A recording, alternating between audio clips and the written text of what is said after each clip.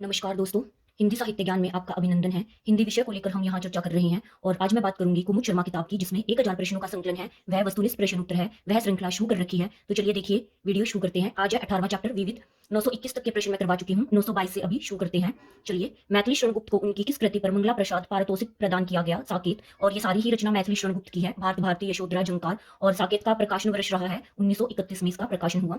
1923 प्रश्न है, प्रेमचंद के किस कहानी संग्रह की प्रतियां अंग्रेजी सरकार द्वारा जब्त करके जला दी गई? सोजे वतन। 1924 प्रश्न है, दिल्ली में कौन सा विश्व हिंदी सम्मेलन हुआ था? तृतीय, और प्रथम हुआ था जनवरी में नागपुर, भारत में। 1925 प्रश्न है, श्री मालवंकर ने सेठ गोविंदास की किस रचना को विश्व इतिहास का एक ठोस भाग माना है? पृथ्वी परिक्रमा। 1926 प्रश्न है, जयशंकर प्रसाद ने किसे छायावाद के प्रथम प्रवर्तक की संख्या दी? मुकुटधर पांडे। 1927 प्रश्न है, इनमें से कौन सा रचनाकार मूलतः मराठी लेखक है? काका कालेलकर।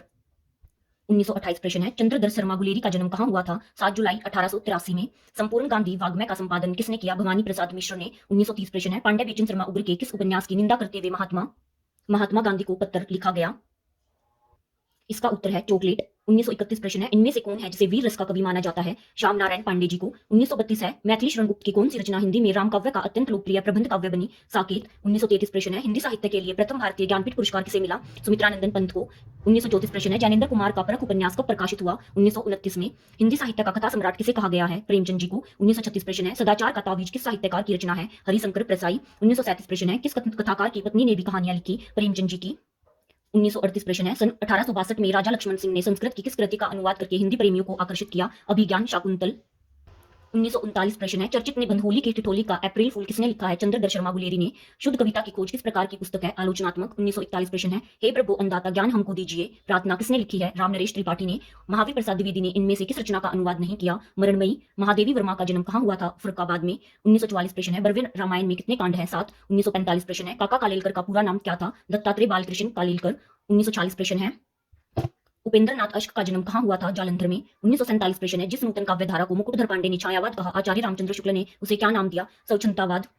1948 प्रश्न है, भवानी प्रसाद मिश्र की पुस्तक कुछ नीति कुछ राजनीति में किस प्रकार की रचनाएं हैं? भाषणों का संग्रह। 1949 प्रश्न है, ज्ञानेंद्र कुमार का प्रारंभिक नाम क्या था? आनंदीलाल। 1950 प्रश्न है, साहित्यकार देशभक्ति और राजनीति के पीछे चलने वाली सच्चाई ही नहीं बल्कि उसके आगे मशाल दिखती हुई चलने वाली सच्चाई है, यह धारणा किसकी है? प्रेमचंद जी की। 1951 प्रश्न है, पांडे बेचन शर्मा उग्र ने किस नाम से आज में राष्ट्रीय कहानियां लिखी? अष्टावक्र। 1952 प्रश्न है, द्विवेदी जी पंडित है पर ठूठ पंडित नहीं, सरस और गतिशील पंडित हैं, यह कथन किसके लिए कहा गया है? हजारी प्रसाद द्विवेदी जी के लिए।